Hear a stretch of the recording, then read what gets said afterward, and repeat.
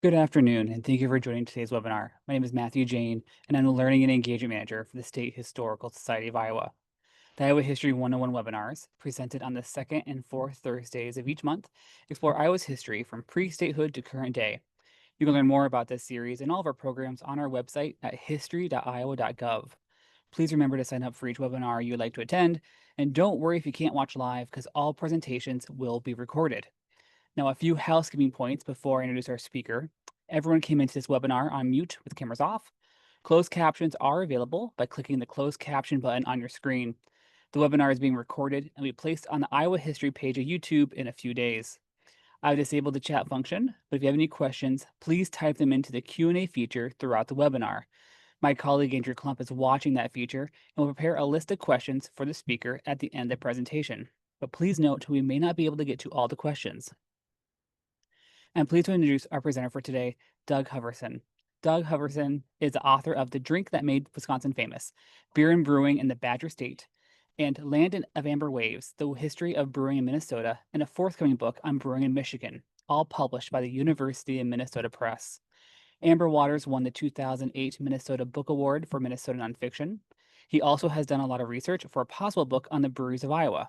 He has written about beer for publications ranging from All About Beer and Good Beer Hunting to The Onion. Doug is an award-winning homebrewer and even a national rank beer judge. Aside from his beer-related pursuits, Doug teaches history, politics, and geography at St. Thomas Academy High School in Mendota Heights, Minnesota, where he also coaches track and field and other activities. He and his family live in Minneapolis. And now I'm happy to turn it to Doug to begin today's webinar.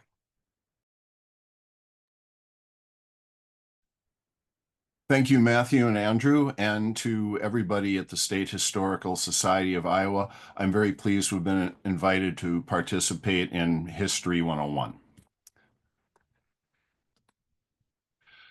So I've been researching and writing about the history of brewing, especially in the upper Midwest, for about 25 years. The University of Minnesota was gracious enough to publish my first book, Land of Amber Waters, in 2007. And when I was done with that, they asked if I was interested in tackling Wisconsin next. I asked nicely if they were crazy because it was Wisconsin, and I guessed it would probably take me 10 years. In the event, it ended up taking 11 years to produce that particular 740-page monster that weighs in at 6.5 pounds, but covers every brewery that existed in the state of Wisconsin prior to 2017.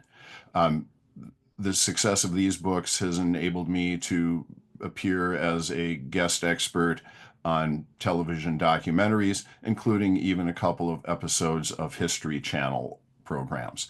As Matthew mentioned, I've been starting work on the forthcoming book on the history of brewing in Michigan.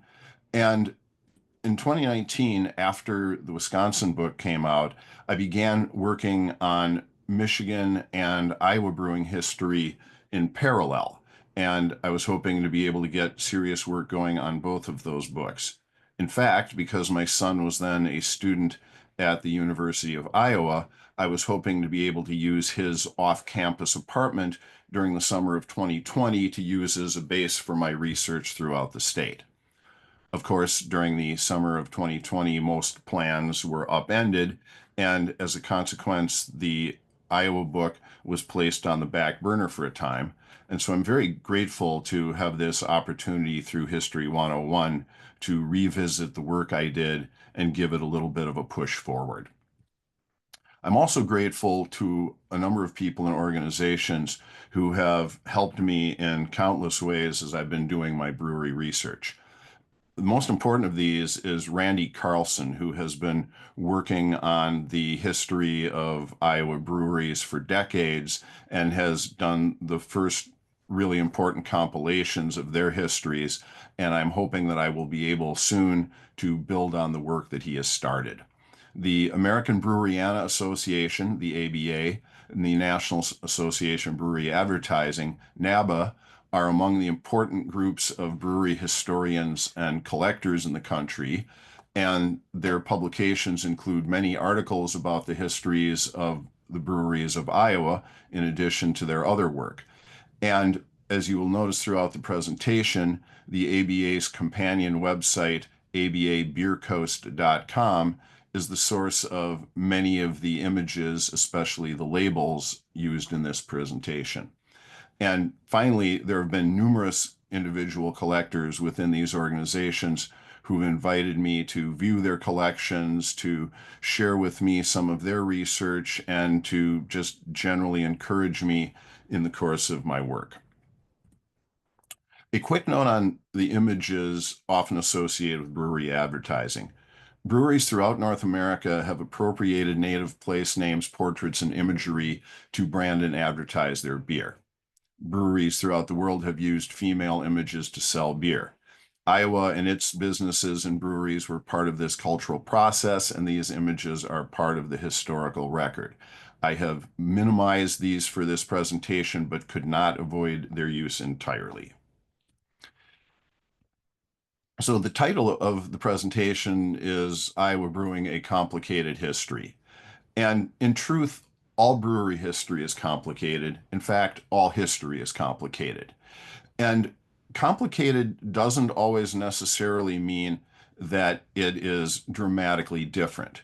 And in many ways, Iowa shared some of the same complicated history with its neighbors. And when I'm doing neighbor comparisons, I'm going to be using Wisconsin and Minnesota, not just because that's what my previous books have been on, but also because those states became states in roughly the same time period and experienced increased immigration to them in roughly the same time period, had breweries founded at roughly the same time period. So they are probably better comparisons than, say, Missouri or Illinois would be. Iowa shared with Wisconsin, Minnesota, very similar patterns of rate and geography of the expansion of their breweries, and also shared many of the ethnic migrants who helped to expand those breweries. They went through similar changes in the preferred styles of beer. Iowa breweries were very similar in the adoption of improving technology and brewing science to improve their beers. And at least at first, they had similar ranges of brewery size, and the breweries grew in similar ways, though Iowa's breweries would not reach the same size that Minnesota's and Wisconsin's ultimately would. And brewing history can be a story of national and global trends, but it's also a source of fascinating stories about individual breweries and the people who worked in them. And I've found some great stories so far about breweries, brewery workers, and events that happened there. And I'll be sharing a few of those as we go through the presentation this afternoon. Where Iowa's brewing history is different, however, is its complicated relationship with Prohibition. Iowa went in and out of Prohibition 3 times and had several other dalliances with it as well. And this made it very difficult for their home industry to prosper. And ultimately, I will argue that it led to the domination of the state's beer market and beer culture by outside firms, especially breweries from neighboring states. This domination by out-of-state mass market lagers had a ripple effect in the later 20th century because it made it more difficult for craft brewers to gain a foothold in the market. And having just spoken about mass market lagers, I'd like to take just a couple of quick slides to talk about the two major categories of beer. Most of the beer styles in the world are some form of ale. And the difference between ale and lager is mostly a matter of the yeasts. Ale yeasts work better at somewhat higher temperatures. Ales are typically ready to drink sooner. They can be ready in a matter of a couple of weeks. And ales typically have more fruity flavor or aromas. Among the many different types of ales that you might see on your retail shelves or on the tap lineup at your favorite establishment are India Pale Ales or IPAs, pale ales, stouts, and porters. Most wheat beers and most fruit beers are also some sort of ale. On the other hand, the vast majority of the beer sold is some sort of lager. Lager yeasts work better at lower temperatures, and they also need substantial aging in cool conditions for several weeks, occasionally multiple months, in order for the off aromas from the yeast to dissipate. And in fact, the storage gives these beer the name because the German verb lager means to store. In general, lagers will have a cleaner flavor and aroma profile that highlights the grain much more than sometimes the ales do. So when you're looking at those retail shelves and tap lineups, if you are seeing Pilsners, Bocks, Oktoberfests, or regional styles such as Vienna, Kulmbacher, or Munich, those will all be examples of lager beer. The reason this is relevant to Iowa's brewing origin story is that Iowa was the last state where the first brewery was an ale brewery. Minnesota turns out to be the first state where the first brewery was a lager brewery several years later. So, because ale got a foothold in Iowa right from the beginning, ale breweries were still an important presence on the brewing landscape, especially in Dubuque and Davenport, though a few other cities as well throughout the 19th century.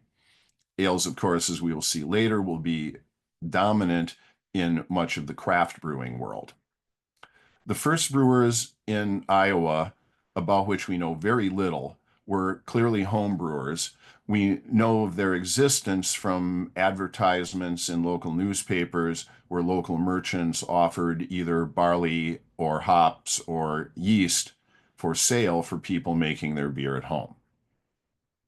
However, the first confirmed commercial brewer in Iowa was Gervasia Santo of Fort Madison, who the accounts tell us got going in 1844. He had a very small, primitive brewery, and he made very primitive ales there, but he was able to stay in business for at least 15 years, so he must have had something going that attracted repeat business. Now, a lot of Iowa's brewing history is still not quite lost in the mist of times, but somewhat lost in the missing documents from the era. So I have found some tantalizing references to other earlier breweries. There may have been a brewery in Davenport in 1840 or 41, according to a reference in the much later Andreas Atlas of Iowa, but I haven't been able to get confirmation on this yet. And this will also be true for some of the dates in this early summary of brewery openings. They may have had earlier ones, and the numbers of breweries may get changed as I refine my research because it may turn out that some of the breweries listed as separate were in fact the same business, just under a different name. So Dubuque was confirmed to have a brewery as early as 1845, and you can see several of the other cities along the Mississippi River got started very early and became important brewing centers for the state and in some cases the Mississippi Valley region.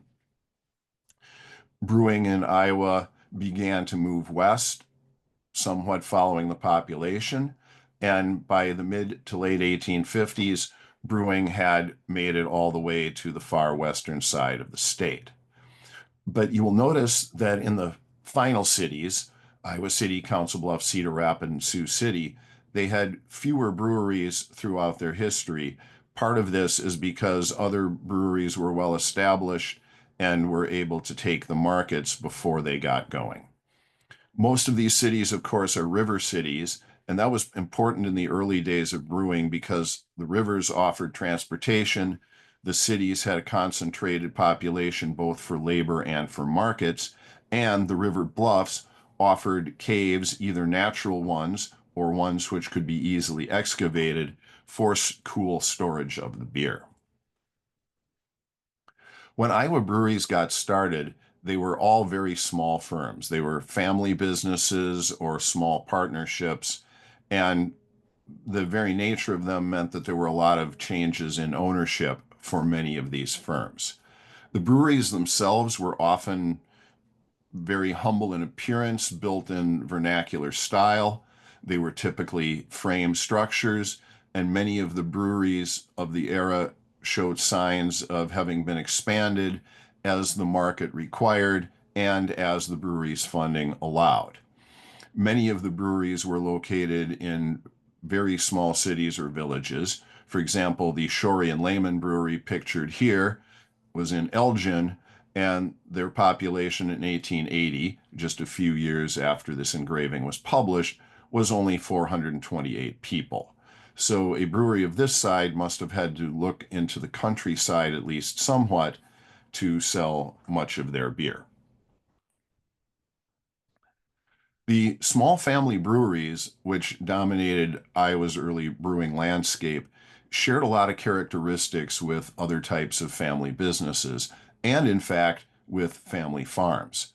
And in most cases, the entire family of the brewer was going to be involved as soon as they were old enough to help out. And the women of the household often managed the hired help. They cooked meals for the brewing staff, much as they might have on a farm, and provided logistical support for whatever was necessary. There were a number of cases in Iowa's early brewing history where the women had to take over the business after the death of their husbands and ended up running the company themselves for some years. Sometimes those terms as proprietor ended when some of the sons were old enough to take over, or it might be in several cases that the woman ended up marrying either an accountant or a brewmaster who would be able to assist in the business, and sometime the firm would then take his name instead. One of the more interesting examples of a woman's involvement in the family brewery was Corinna Seltzer of Sioux City, Iowa.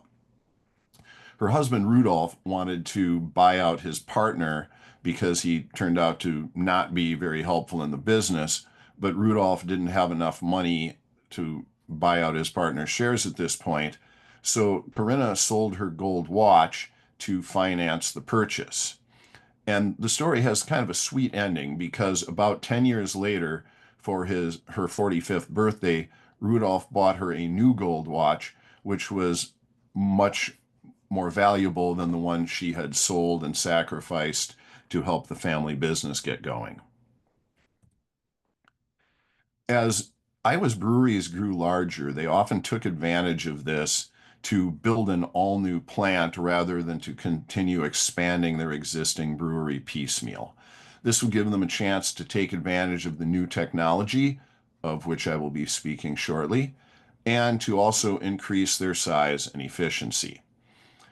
One of the more dramatic ways in which a brewery might be forced to start over was after a major fire. A quick survey of some of the newspaper articles I've been researching from the 1840s through 1874 turned up at least 24 major fires just in that period of a few decades, most of which demolished the building, and they were able to start over again with a all new plant. And when starting the new building, these were definitely built to impress, unlike the previous buildings. Many times they adapted German-inspired architecture, often with turrets and castellation along the edges of the building, and often using German-inspired styles like Rundbogenstil, which translates literally as rounded windows. Some of the rounded windows can be seen in Christian Magnus's new brewery here in Cedar Rapids, pictured in about 1875. Working conditions in these larger breweries shared a lot of the problems faced by industrial workers in other businesses as well. The conditions were typically very dangerous. And again, a survey of newspaper articles throughout the 19th century will turn up all sorts of examples of brewers falling into vats, being burned by exploding pitch, which was used to line the barrels, being scalded if a boiling vat exploded, being crushed by blocks of ice or stray barrels. Many other hazards took life and limb from brewery workers. One of the things that seems to be different about Iowa's brewing scene is that I have found really no strikes of any significance so far among brewery workers. My speculation about the reasons for that right now is partially because most of Iowa's breweries were relatively small compared to the breweries where strikes were happening on the East Coast or in Wisconsin, Michigan, or Illinois, but also because during the nationwide strike year of 1886, Iowa was under prohibition, as it was during several other waves of national labor unrest. So striking workers really would not have been much of a factor in Iowa during those years. Each brewery has fascinating stories behind it, and sometimes these stories can be violent. In the course again of a quick scan of my research, I found at least 5 killings at breweries or their tap rooms, and several other events which were described as riots, even if they didn't necessarily lead to deaths. Breweries were occasionally the subjects of arson. Probably the most dramatic one was that of the Williams Brewery of Eldora, which was badly damaged after it was blown up with a charge of gunpowder. The damage was so bad that the brewery never reopened afterwards. One of the more interesting cases was the Arsenal Brewery of Davenport, which unfortunately wasn't anywhere near as well defended as its name might suggest. And during about a 1 year period, it was sabotaged 3 times. The first 2 times, the saboteurs attempted to adulterate the beer by adding soap to the fermenting vessels. And when this was not successful enough for them, they later broke in and drained the fermenters and the existing aging casks of about 700 barrels worth of beer, with each barrel being equivalent to 31 gallons. This is a tremendous volume of beer, and 700 barrels would be equivalent to most of the brewery's production over the course of a year. So this was a huge financial disaster to the Arsenal Brewery. The most unusual story I've found so far, one that I have not found any equivalent to in a brewery in a state that I've been researching, was the case of the Hurtcorn and Baker Brewery, which in 1868 was raffled off at a grand brewer's ball. Hurtcorn and Baker appeared to be trying to get out of the brewing business, so they made that the grand prize at their raffle. The value of the brewery, of almost $30,000 at the time, would be about $700,000 in modern dollars. So for a quick snapshot of the state of Iowa brewing in a few years after the Civil War, by 1872, which is the year for which I have the best and most consistent data, Iowa had about 160 breweries. This compares to Wisconsin, which had raced out ahead with about 200 breweries, and Minnesota, which was a little slower to catch up and only had about 120 breweries at this point. Right around 1872 was also the pre-craft era high water mark for number of breweries nationally at about 4,130. This would continue to diminish over the years as the small family breweries began to go out of business and as larger breweries consolidated and took over the industry.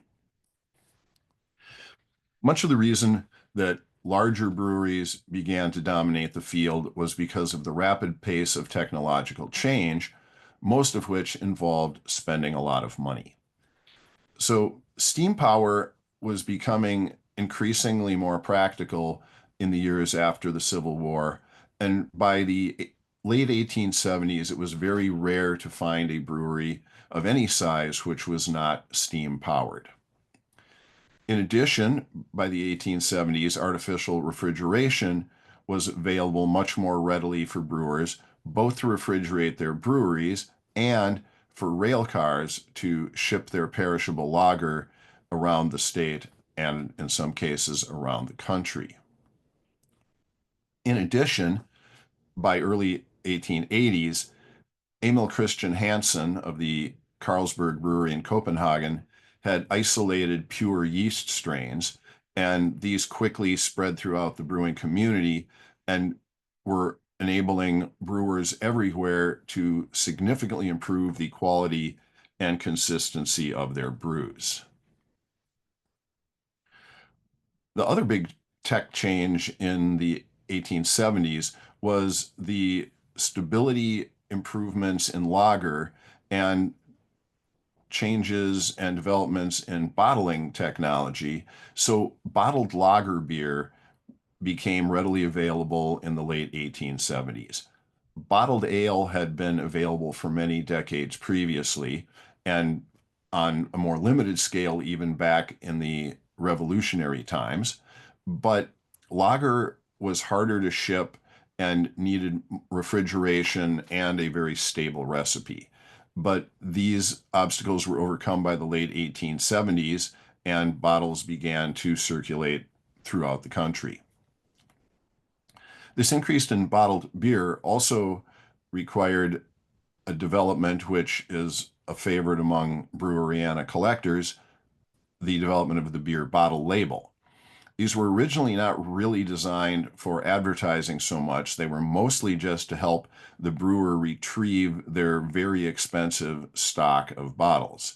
But within a few years, brewers recognized the possibilities and began to use the labels for advertising as well.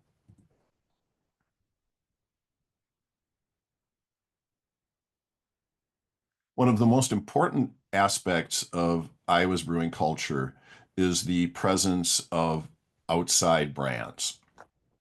So these technological changes all involved a lot of money, and only the larger breweries could really afford to make these big changes. Um, Once they did, their brewers tended to be much larger to take advantage of economies of scale. But this then meant that the breweries had to sell all of that extra beer that they brewed in order to operate at their most efficient level. Likewise, a parallel development was the expansion of the rail network.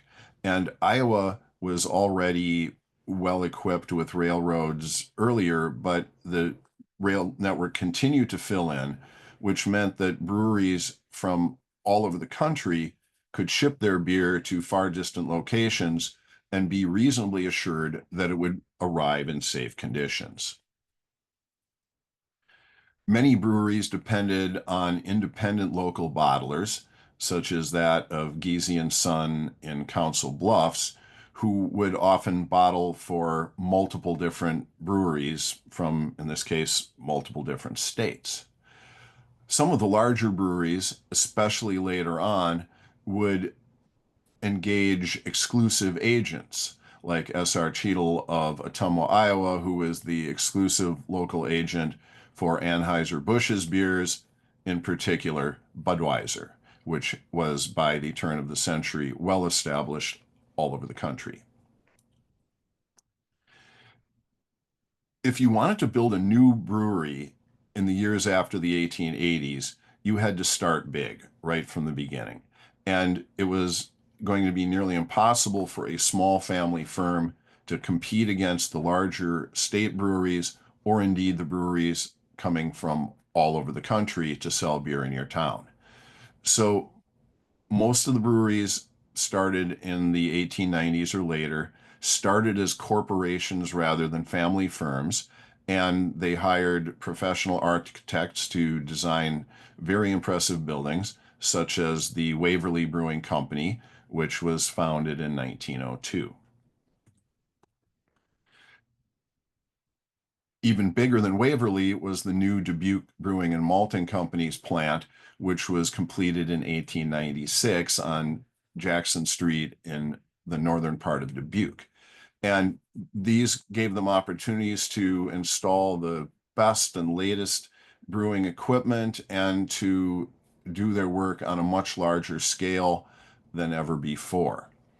The Duluth Brewing and Malting Company was, in fact, a consolidation of four Dubuque breweries, the Glab, the Hebe, the Schmid, and the Western breweries.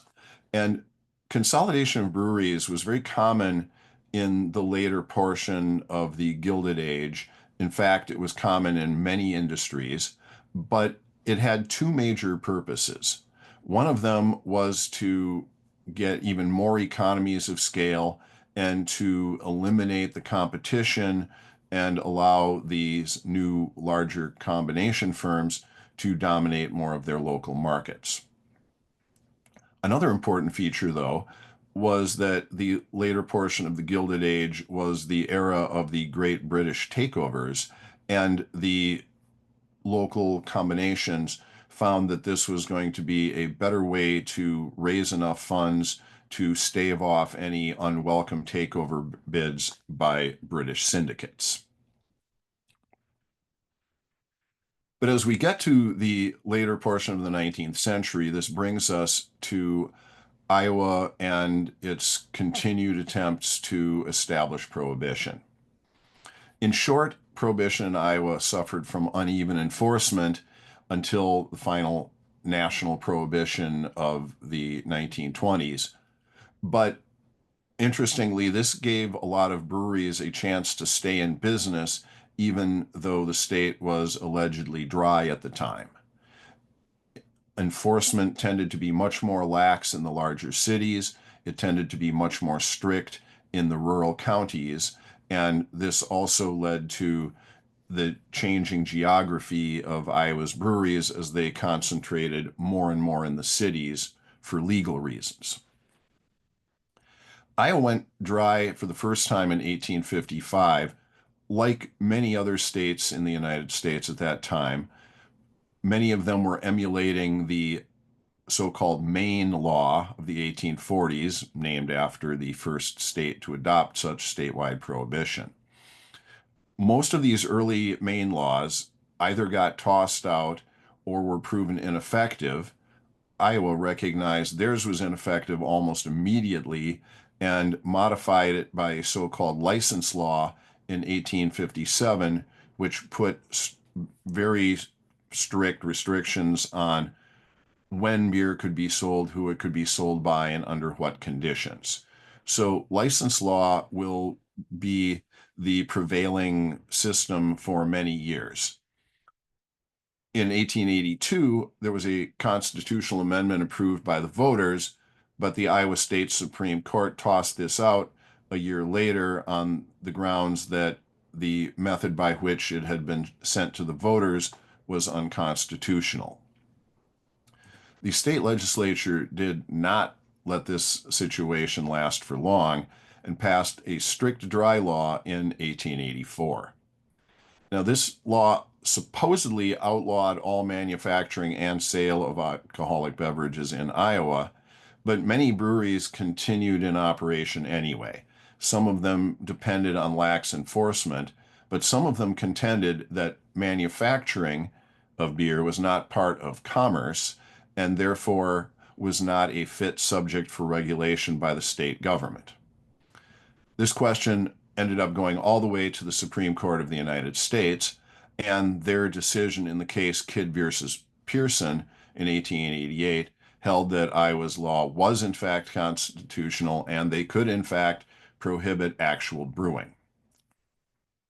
Some breweries continued on anyway, but about 30 breweries, most of them in rural counties, closed in 1888, most of them forever.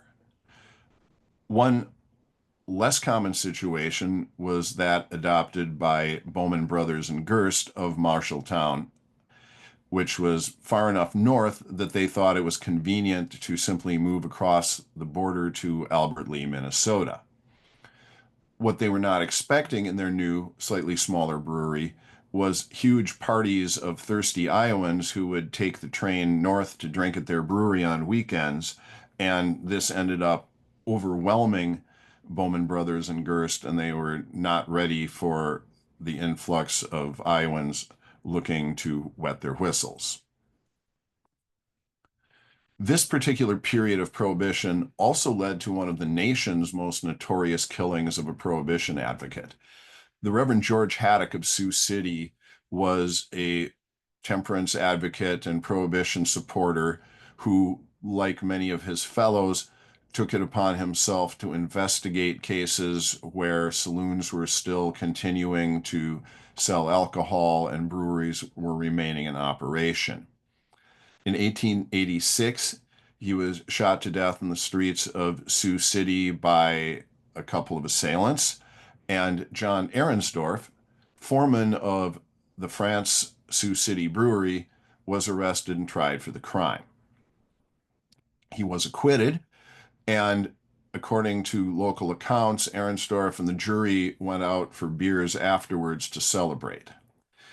So this ended up being really a landmark event for much of the temperance and prohibition movement, and they treated Haddock's martyrdom in much the same way that the abolitionist movement looked upon the killing of the Reverend Elijah Lovejoy in Alton, Illinois, decades before. In 1894, Iowa went back to a license system, but a couple of decades later, Iowa finally went bone dry, though it appears from my research that they did so in stages. There was a law passed in late 1915 which proclaimed the state dry on January 1st of the next year, along with 6 other states. However, despite all of the saloons closing and announcements of the dry regime, some brewing and sales continued. In 1917, a constitutional amendment finally plugged most of those leaks, and Iowa went dry. Unlike some of their neighboring states, very few Iowa breweries attempted to stay in business by making near beer or other related products. Most of them just simply shut down and did not continue in any way. There's a few of them that made some near beer, but that generally was not a profitable product. So even those who tried didn't do so for very long. By way of comparison to its neighbors again, Iowa had about 20 breweries just before Prohibition, and Wisconsin had about 120, and Minnesota had 60. One of the other differences again here that many of those Wisconsin breweries and Minnesota breweries continued to make near beer or to bottle soda or make other products, which would give them an advantage when it was time to start up brewing again in 1933. I'm not going to spend any time on the Prohibition years themselves in this conversation, but I'd like to jump ahead to the repeal and relegalization. Franklin Roosevelt campaigned in 1932 under the repeal of Prohibition plank, and one of the first actions of the new Congress in 1933 was to pass the Cullen-Harrison Act, which, though it did not repeal the 18th Amendment, it simply redefined what was an intoxicating beverage. And the standard was set that if the beer was not more than 3.2% alcohol by weight, or 4% alcohol by volume, to use the measurement more commonly used today, it was no longer considered intoxicating. So this new beer would be available for legal sale across the nation on April 7th of 1933, and 19 states and the District of Columbia were ready. Iowa was not. They did not, however, wait for very long. The Iowa Senate passed the necessary legislation on April 14th. It was signed almost immediately, and within a few days, Burlington claimed to have served the first legal beer. Many of the other major cities followed suit quickly. However, they were not drinking Iowa beer. They were drinking whatever beer was shipped in by Pabst or Schlitz or Miller or Schmidt or Hams, because Dubuque Star did not have beer ready for about 6 months. Again, this 6 month gap gave these out of state breweries a real foothold in the Iowa market. They had been dominant in Iowa even before Prohibition, but this meant that wholesalers and retailers had already established business relations with out of state breweries, and the consumers had already decided which were their new favorite beers. So it was going to be even more difficult for Iowa brews to build their way back into their old markets. The industry that the new Iowa breweries or the returning Iowa breweries were facing was much different, again, mostly because of technological change. So delivery trucks had replaced rail and horse as the primary means of delivery. There was still some rail shipment for over great distances, but trucks were used almost exclusively now within the city for local deliveries.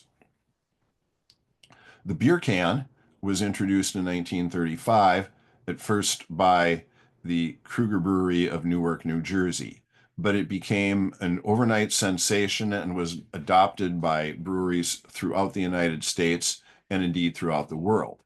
However, the few Iowa breweries were relatively slow to adapt beer cans. In fact, Dubuque Star did not introduce beer cans until the 1970s and simply depended on draft and bottled product. The cone top type can that you see pictured here was one of the early styles that was very popular for smaller breweries and those with fewer available funds, because it could be filled on their existing bottling equipment with just a few minor modifications. The flat top cans, which are the exclusive style today, required all new machinery, which many of the breweries could not afford. Iowa's returning breweries also were faced with a new reality in the three-tier system. Previously, many brewers had either owned or exclusive relationships with their own retailers, and the tied house system, which guaranteed brewers a market for at least some of their product before Prohibition, was now gone. Another way smaller brewers would have trouble competing was the new advertising landscape. Radio and fairly soon television advertising was becoming more and more important in American marketing, and smaller breweries would have trouble affording radio advertising, and TV advertising was definitely out of their reach. So, four breweries are known to have produced beer after Prohibition in Iowa, and some researchers think there might have been one or two others that did briefly as well. The four we are certain of were Dubuque Star Brewing, which, as noted, got going in October 1933. The Pointer Brewing Company in Clinton, Iowa, 1933, but in December. The Sioux City Brewing Company came back online in 1944, and the Zoller Brewing Company, later known as the Black Hawk Brewing Company of Davenport, in 1935, and they were able to hang around for about 20 years. The Pointer Brewery was very short-lived.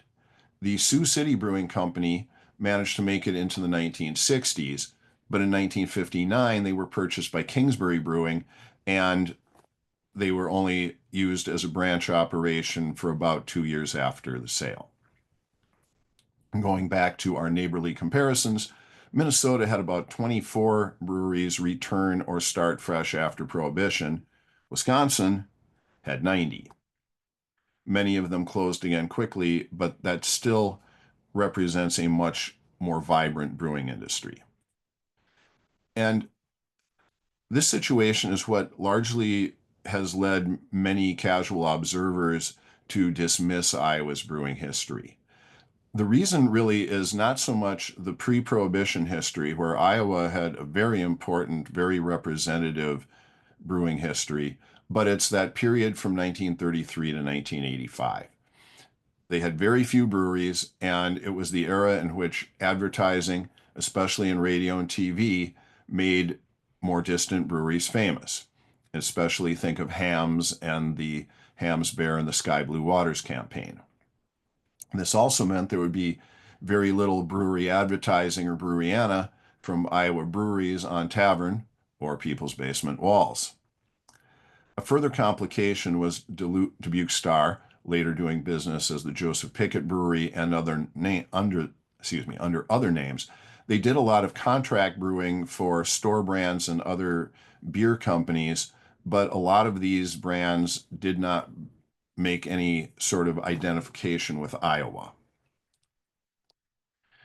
So while Dubuque Star managed to on into the 1990s, they were alone in the state for almost 25 years. And then the first microbrewery in Iowa was the Millstream Brewing Company, which started in 1985 in Amana. It became known for its interpretations of classical German styles, and Millstream continues to be one of Iowa's more important craft brewers still today. The other way you could start a brewery was through a brew pub, which would be a full restaurant, which often would still have a full liquor license, but would also have its own brewing system. Brew pub beers were not allowed to be sold at other retailers or off the premises. The first brew pub was Fitzpatrick's in Iowa City in 1990. It later became the old Capitol Brew Works until it closed, I believe, in 2004, perhaps. Um, but openings in those early years were rare. There was only 3 of them in the next 5 years, and in the entire decade of the 90s, only 13 new breweries opened in the state of Iowa. However, over the next several decades, there were changes in law that made tap rooms easier to open. There were changes in taste as Iowa's drinkers began to seek out new and different flavors. And the brewing industry began to support smaller breweries by designing smaller brewhouse systems and packaging ingredients, bottles, and cans in quantities that would make more sense for a craft brewer. So during the 20 teens, especially, Iowa craft beer began to catch up with the rest of the country. For example, in 2012 and 2013, 11 new breweries opened in each year, and 14 new breweries each year in 2017 and 2018. While the pace has slowed in the last few years, Iowa continues to catch up and has begun to make a name for itself in the craft beer world. The new breweries have been a benefit to Iowa's communities and its economies. Craft brewing has helped revitalize old buildings and old city centers by bringing their businesses and their customers into historic structures and historic downtown areas.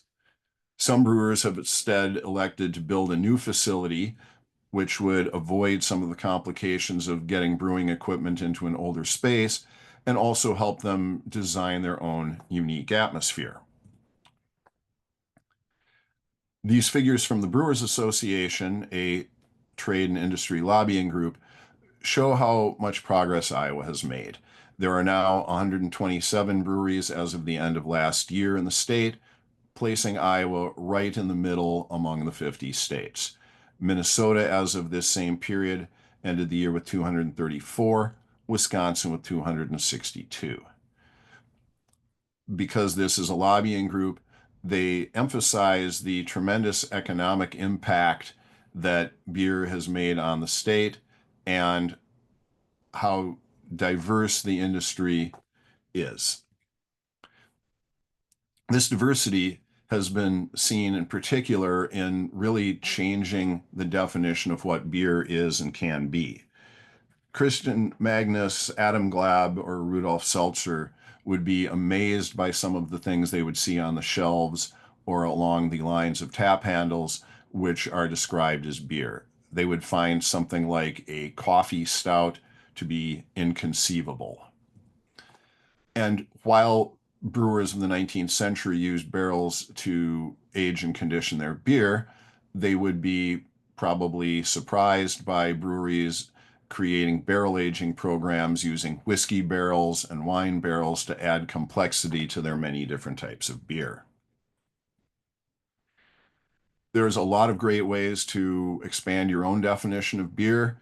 You can try a sampler flight at one of many of Iowa's many fine craft breweries. You can try a range of styles. You can try 4 different IPAs and see how much a single style can vary within it. But with so much variety now returning to Iowa's brewing scene, it seems like the most important question is simply, what'll you have? And with that question, I would like to turn it back to Matthew and Andrew and entertain any questions from the audience. Excellent. Thank you so much, Doug. We do have time here to answer some questions. If, as a reminder, if you have a question, please submit it through the Q&A feature here on Zoom. So it's right there at the bottom of your screens. Feel free to type those in. We will see them. We may not be able to get to all the questions, but we'll do our best in the time that we have. So I'd like to kick off the Q&A with a question here, which I find really interesting, no matter what the topic is, but for yours, I'm especially interested in is what got you interested in studying the history of beer? I know this has been a long time project of yours, but going back to the beginning, what made you start digging in on this? Well, I'm going to say that it was the history side of it, and I'm going to stick with that story.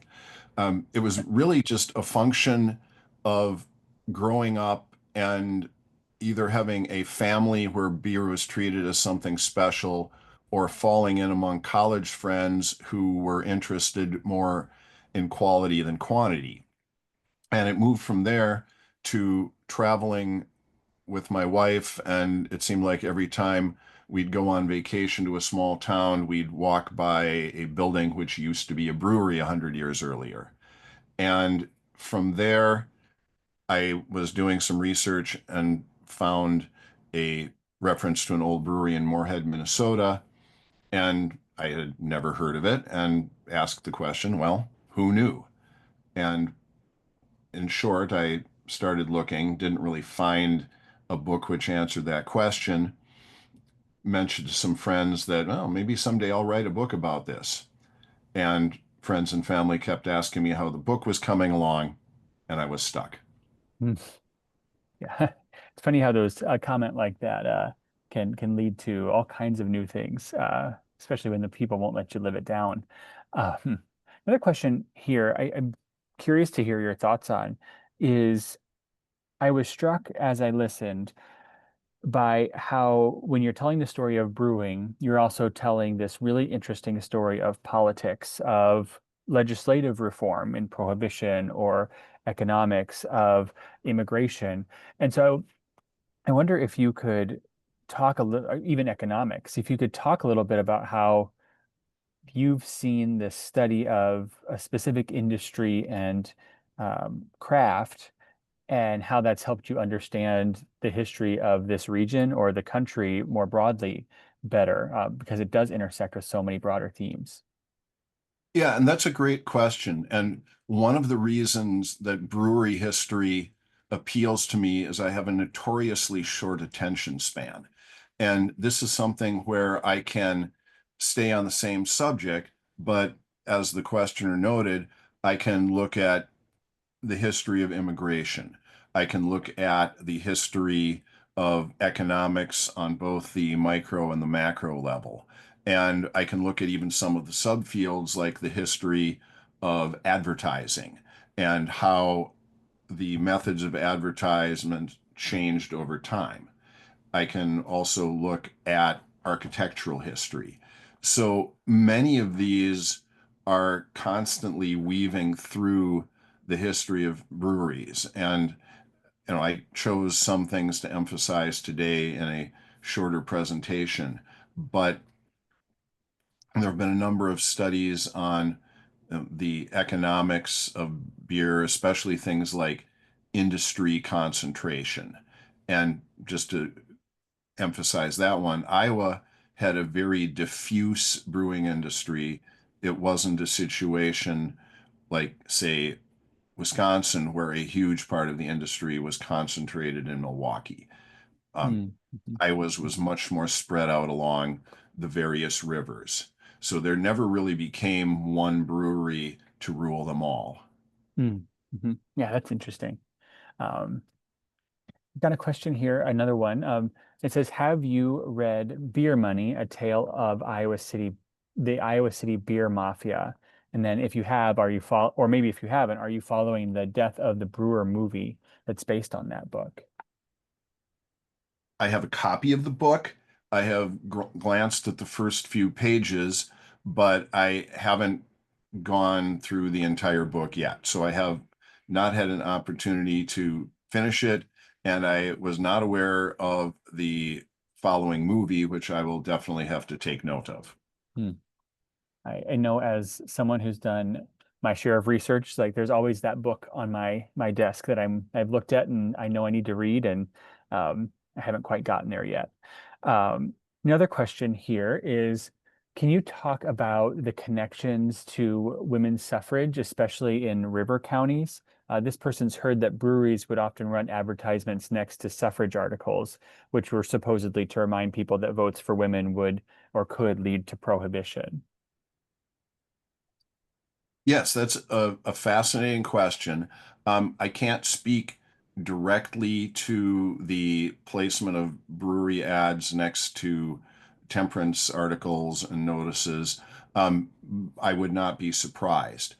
The One of the things that is true throughout the upper Midwest is that they were definitely bastions of progressive era politics where the state was perceived as having a role in making society perfect, and one of those ways was through temperance legislation.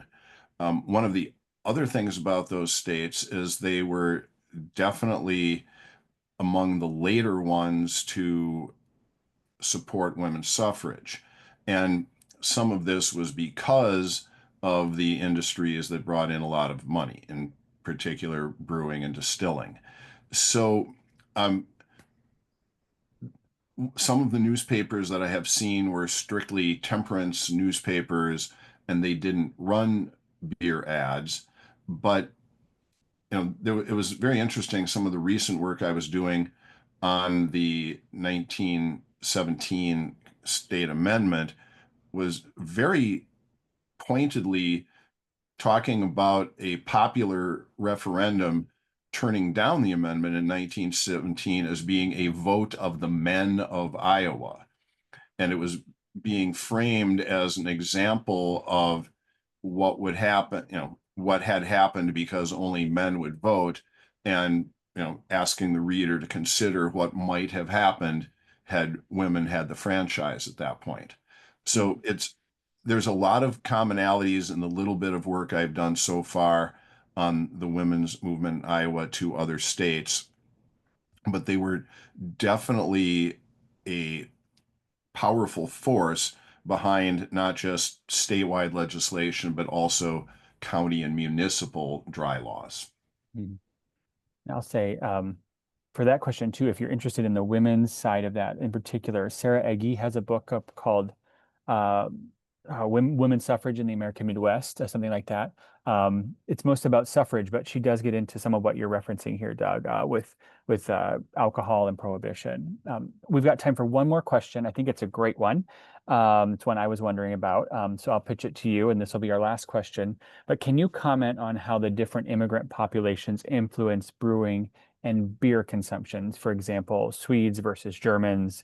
I know that we have large Czech population here in Iowa, et cetera. So yes, the typical role of sorry, phrasing this badly, but one of the first things immigrants typically want to do in any new home is to start up a business to make some money, and they will often engage in a business that they did in the home country. And in the case of brewing, much in the way of modern ethnic restaurants, they will bring the style of beer that they made it home. So many of the earliest settlers along the river were English, or English descended Yankees from New England and farther east, and they were familiar with ales. When the Germans began to move heavily into Iowa in the 1840s, they brought lager beer with them, and that became the dominant style. As the Czechs began to move in later decades, um, they would bring in their own interpretations of the German styles, and most of the Germanic Central European brewers were making similar lagers. So my research hasn't yet found any distinctive Swedish styles of beer brewing in Iowa. I found a little bit of it in Wisconsin, but it seems that the Scandinavians were more involved on the consumption side versus the production side. They tended to arrive later, and most of the brewing firms had already been well established by the Germans and the Czechs. Terrific. Thank you. And with that answer, that will bring this webinar to a close. Thank you to everyone for joining us today. And we want to extend one last thank you to our presenter, Doug Hoverson. We hope everyone will sign up for the Iowa History 101 webinars that take place throughout the year. There are many great stories to tell in the upcoming months. For more information or to register for future webinars in this series or to watch recordings, check out our website, which is just history.iowa.gov.